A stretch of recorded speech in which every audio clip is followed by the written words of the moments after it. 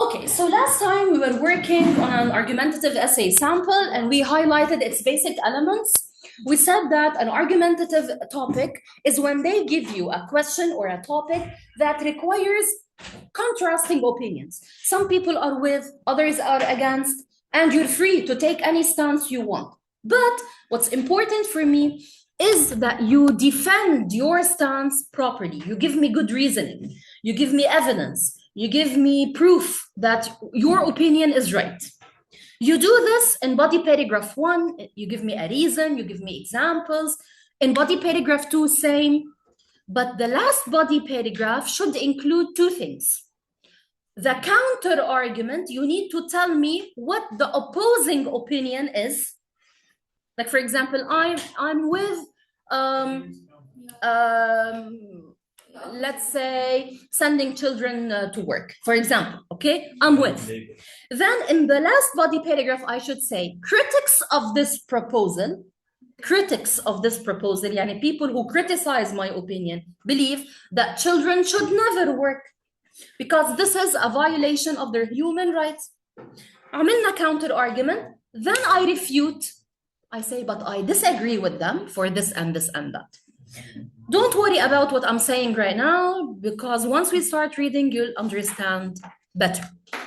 Let's take a look at this introduction. The topic here is it glorious to die for your country? I guess the timing now makes this topic very controversial. I'm telling you, right now we might take different opinions, but let's see what the author has to say. Are you going to read? I need to read the introduction, and after that, I'll be choosing students. Yusuf, is it glorious to die for your country? Ali and Muhammad, please.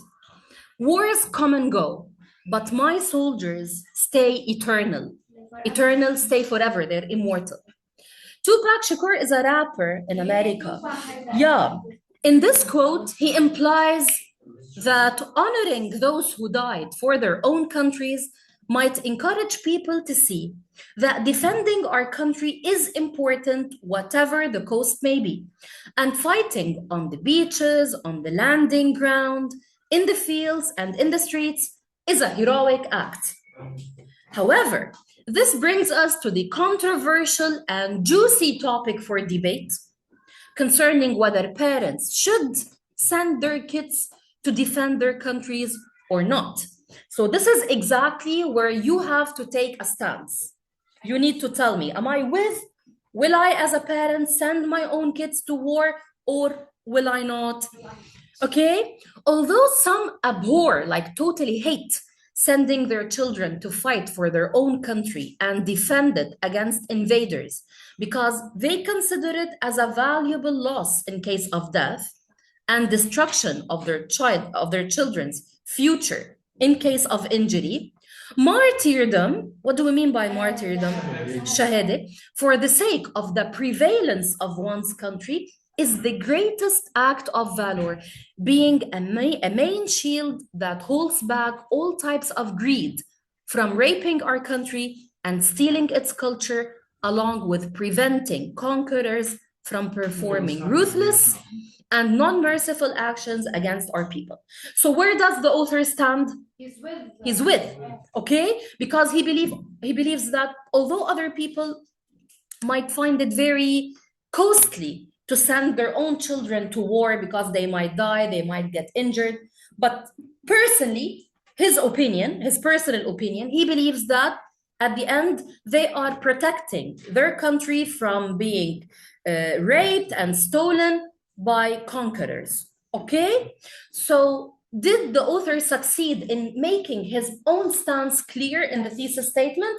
This is exactly what you have to do. Hello, of course, this is very long. You only need to write 300 words, which is less than this. I go to the first volunteer who wants to read the first paragraph. يلا يلا لمار. It goes without saying that fighting for the defense of one's country certainly won't come any greed from breaking influence. It is well known today that the most common cause that push a country to To start a war is to get the share of natural resources that the country being attacked owns, like oil and gas. Okay, and this is exactly what's happening today. Many countries are being attacked or they're being plunged into wars just because they have natural resources or oil or whatever. Today, for example, or actually yesterday, Trump declared that after his war on Iran, he wants to launch a war on Cuba. And before that, he already took Venezuela's oil. Yeah. So the point is greed. Greed.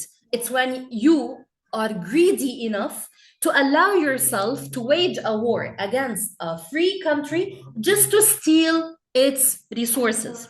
Okay? Proceed. And such countries find doing that as a piece of cake unless they are countered by Patriotic youths. Preceded by loyal parents that are ready to present their children to the service of the country, accepting to sacrifice what is most lovely to their hearts, so that their country stands tall with no single sense of shame to worry about. Okay, so according to the author, in case our country is faced with any sort of greed, the best thing we can do as people is to sacrifice the most lovable people to our hearts, which are our children. Definitely, we're not talking here about underage kids. We're talking about the youth generation who are able to fight and defend their homeland. One example, see, after you defend your opinion, after you give me the first reason, you give me an example. Proceed. One example will be the recent internal strife in Angola, Africa. For they Sanko exploited the country's natural resources, diamonds, for his personal wealth, which resulted in the death of many innocent parties. Okay, so here we have a leader. I don't know if it's a minister, a president, whatever, in Angola, Africa. This man exploited the country's diamonds and natural resources. Why? For his own personal wealth. In this case, what happened? There was an internal strife or a civil war in the country. Who was fighting? The youth. So this led to a lot of deaths. World War II was also started by Hitler's rising demand for territorial gains, conquering states after states.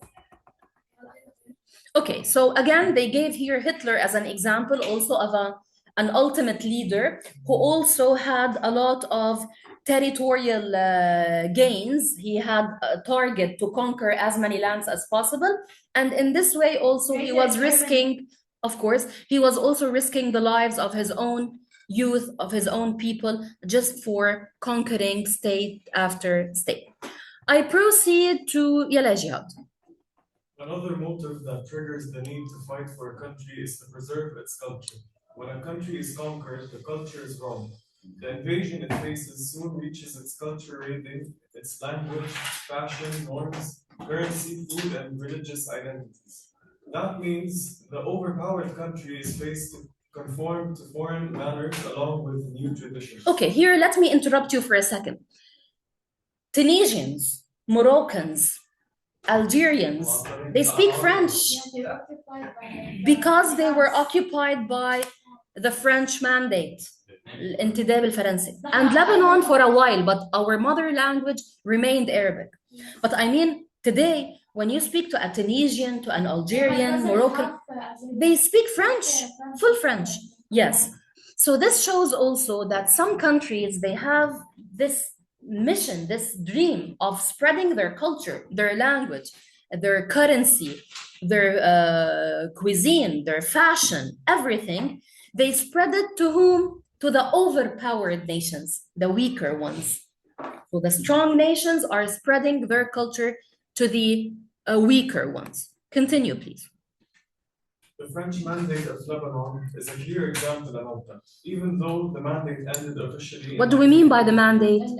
الانتداب. Yes. French is still widely spoken in Lebanon. It's commonly used in the official institutions and on the Lebanese currency, and is evidently shown in French style and customs. Good. So does it mean that some countries, or actually does this mean that countries have the right to defend their land against this invasion to their culture, to their fashion, to their language, to their currency, to their customs, and so on? So is this reason sufficient? It is, but Like you don't want to lose your identity. it's like the exception to this. In what? And Like, does any country have the right to invade another and impose its culture on it? Of course not. We go now to the third and last reason. One more reason. I need another volunteer, please. Yala Muhammad, but raise your voice because you're away. One more reason. One more reason that forces people to fight is the roof. Wait. Okay. Yes. One more reason that forces people to fight is the ruthless and unmerciful behavior that they face. When a country conquers another, it Engulfs. a Rapacious. and cold-hearted attitude where it treats occupied people in barbarous, savage and brutish way, killing and murdering them brutally and expelling them away, and all left homeless. Which on the other hand explode the freedom grenade that emits smokes of martyrdom and anxiety, the liberty and thus doing anything of presenting anything, so their country forever stays. Okay, so if your country is being attacked in a ruthless manner, in an unmerciful manner, and people are becoming homeless, they're being killed in a barbarous and savage way. In this case, as a result, what would the people do as a response? The freedom grenade, the bomb of freedom explodes. This is a metaphor here, okay? To show that the people will never accept humiliation. They will just burst back. How? In fighting for their freedom. Today, a live example on what was previously observed and discussed is Palestine, and more specifically Gaza, where a daily death toll reaching 20 to 30 persons, including old people, infants, newborns, and this massacre yet continues to grow. And keep in mind that this selection was published way before the final war on Gaza. So Gaza has forever been an example of a region in Palestine that has been always victimized by the Israelis. I don't need to take this political way, right? Yeah. بس طب مش هن in Gaza أو in general يعني how it started it, so to be honest I'm not gonna read it. I don't want to go into the corners of politics. I know each one of us, trust me, each one of us here has a personal opinion regarding every political matter, and this is perfect. This is a sign of democracy, and this is a sign that we are knowledgeable about everything happening around us. That's perfect. But I mean, whether this should have happened or shouldn't have happened, I cannot go into this discussion because, trust me. Okay. Please, guys, now open your eyes and ears perfectly well to the last body paragraph, not the conclusion. Not the conclusion. Last body paragraph. Now, do we all agree that the author is with sending your own children to fight for their country? Let's see what critics of this proposal suggest. Critics of this proposal argue that children shouldn't serve their country and must not show response to the call of duty, as their parents wouldn't want to mourn them. Parents wouldn't want to cry over their dead kids, but they want them to dream big, to start and finish college, and to have fun in life. So this is the counter argument. This is what other people believe. Now it's time for me to say that I disagree with them. Refutation. I need to refute. Look here. Yet, these critics fail to mention that parents do teach their kids not to be afraid of taking risks in life, not to be afraid of anyone, and to remember to give back to the community and fight for what they believe in. Hence, if our youth children do not protect their homeland for its victory and liberation, then who will do so? Okay? So here, what did the author do? He mentioned what critics believe, people who disagree with him. This is what they say. But, or yet, He disagrees with them because if you want to send your children to colleges, guaranteed bright futures for them, okay, great, but who will protect the country? So this is his refutation. We depend on our young generation, so if they ditch this duty, then who will take it? Okay? Conclusion, guys, as a wrap up. Yala Mahdi. As a wrap up, the importance of combat against invaders is astonishingly observed a weapon to preserve one's country, goods and people. However, some people still show a selfish behavior regarding what was mentioned and refuse sending their children to battlefields and war farms. Needless to say that everyone should keep in mind that our children must study the great value of patriotism, so that the coming generation would have the liberty to study Architecture and mathematics, and their children would have the right to study painting and music. Quick question here. Are they really talking about we should keep in mind that our children must study the great value of patriotism, But also they should study so that later on they'll be able to study architecture, mathematics, painting, and music. Those majors, architecture, mathematics, painting, and music, they're a symbol of what? freedom, knowledge. Freedom and stability. Because if your country is under war, is being bombed and whatever, who will have the mood to study music or painting? No way. It's a metaphor. Yeah, it's a metaphoric expression. So this is to show that if you really want a future with peace and education and so on, you should teach also your children the value of patriotism, the love for their land. Okay? Are we on track, Aitan? Did we understand the selection? So all in all, guys, the main elements of an argumentative essay. Number one, in the introduction. يوسف بيسكت كل نهار بيحكي بصراحة. In the introduction, we should mention our opinion. Where exactly? Introduction? Yeah. The Thesis statement. So there is no way, ya Ahmed, that I read your thesis statement and not know where you stand. I should. After you tell me your opinion, body paragraph 1, you give me your first reason plus example. Body paragraph 2, your opinion, your second reason plus example. Body 3, counter argument plus refutation, and then you conclude. Understood? So now, guys, we've covered 2 samples. On Thursday, definitely we have a graded writing exam. I'm gonna give you a topic that is somehow similar to something we've read.